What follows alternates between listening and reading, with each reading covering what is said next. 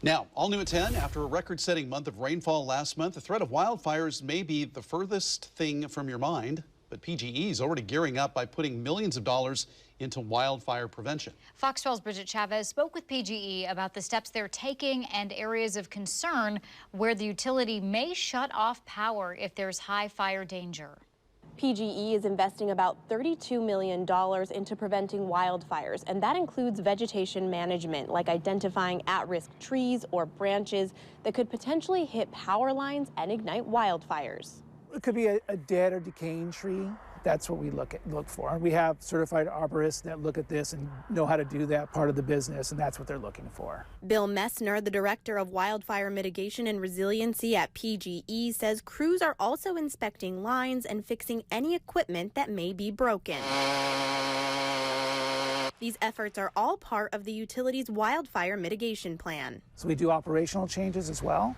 And in our plan, we also have outreach in it. We talk about a program called Public Safety Power Shutoff, which is a last resort item. A public safety power shutoff, or PSPS, happens when there is a high risk of fire danger. But if the weather is extreme weather, so we have really dry wind, we have low humidity, vegetation moisture content's really low, how are our agency partners behaving, how are they positioning themselves, we will turn off power in those areas so our equipment cannot cause an ignition.